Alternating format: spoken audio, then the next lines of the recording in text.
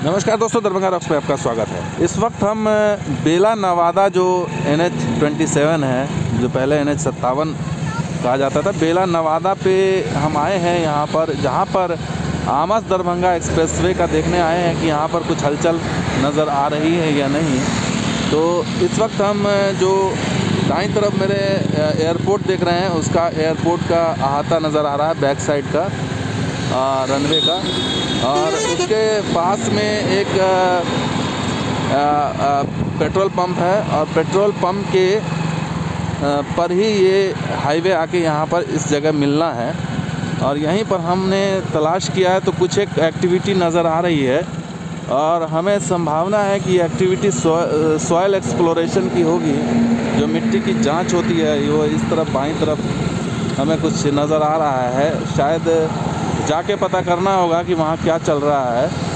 तो हम चलने की कोशिश करेंगे और पता करने की कोशिश करते हैं कि वहाँ पर क्या चल रहा है। तो ये फ़िलहाल यहाँ पर हम अपनी गाड़ी रोकेंगे और आगे चलते हैं। तो दोस्तों, हम हाईवे से नीचे उतर गए यहाँ से, और यहाँ से नीचे उतरकर ये कच्चा रास्ता है, और यहाँ पर हमें एक टेंट जैसा कुछ दिखाई दे रहा है। बेला नवादा के पास इस समय हम हैं, और दो टेंट नुमा चीज़ें यहाँ पर अलग अलग जगहों पर दिखाई दे रही हैं। और संभवतः ये सॉइल एक्सप्लोरेशन की टीम होगी। यहाँ पर जो मिट्टी का सैंपल है वो निकाला जा रहा होगा और जांच किया जा रहा है। और जब भी कोई हाईवे बनता है तो पहले ये काम किया जाता है, ताकि जो पिलर की धसाई होती है उसको देखा जाता है कि मिट्टी उस लायक है या नहीं है।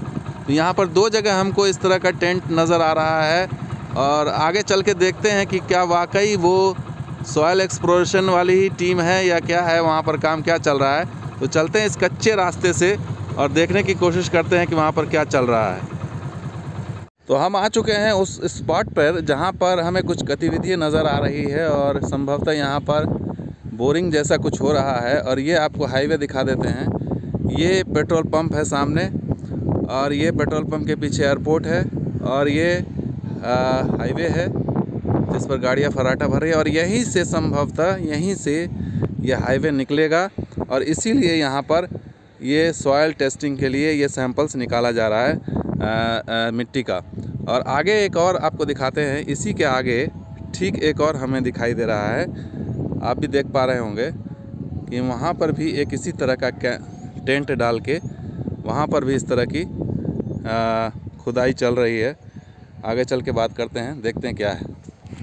तो यहाँ पर आप देखिए कि सॉइल एक्सप्लोरेशन हो रहा है। यहाँ पर मिट्टी निकाली जा रही है। भैया, किस चीज़ के लिए है? ये रोड बनेगी, उधर से आ रहा है। किधर से?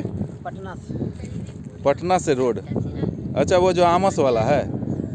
अच्छा, तो आप लोग सॉइल टेस्ट कर रहे हैं जी। कब से काम यहाँ चल रहा है? ये लगभग अभी 1 महीना हुआ है। अच्छा, 1 महीना से। तो ये सैंपल निकाल करके टेस्ट करेंगे कैसा है मिट्टी यहाँ नीचे है? हाँ, सैंपल निकाल के चेक करेंगे हम लोग 100 फुट तक लगभग। 100 फुट देख रहे हैं नीचे।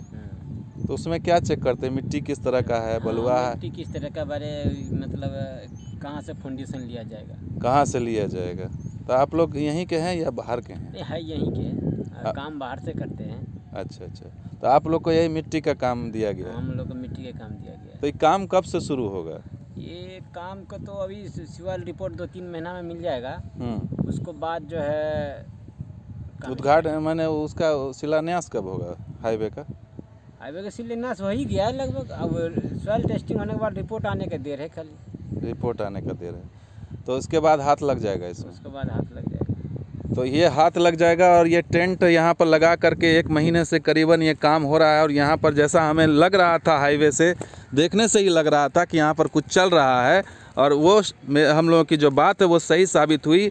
और ये आमस जो दरभंगा एक्सप्रेसवे बनने वाला बिहार का पहला एक्सप्रेसवे, उसके लिए ये कार्यारंभ एक तरह से हो चुका है, और काम शुरू हो गया है। यहाँ पर देखिए बोरिंग का काम हो रहा है, और 100 फीट हमें जो बताया गया, 100 फीट ना, 100 फीट बताया गया है कि ये गहराई में जाके देखेंगे मिट्टी की स्थिति, कि वो मिट्टी किस तरह की है और कहाँ से फाउंडेशन उठाया जा सकता है। और कुछ इसी तरह का आगे भी आप देख रहे हैं, एक और कैंप वहाँ पर डाल करके बनाया जा रहा है।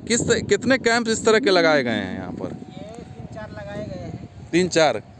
कहाँ पर? एक तो ये है, एक रेलवे का पार है। अच्छा, और 3 जरा दिखाइए ना हमको, जरा कहाँ पर है, थोड़ा सा दिखाइए आपको। आप लोग कितने स्टाफ हैं यहाँ पर? स्टाफ तो यहाँ एक कैंप में कम से कम 8-9 रहते हैं। 8-9?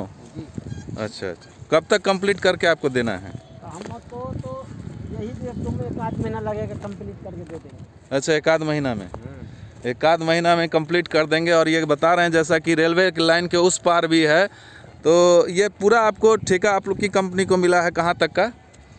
ये वहाँ से मिला है समस्तीपुर। समस्तीपुर से यहाँ मिलाएंगे आप।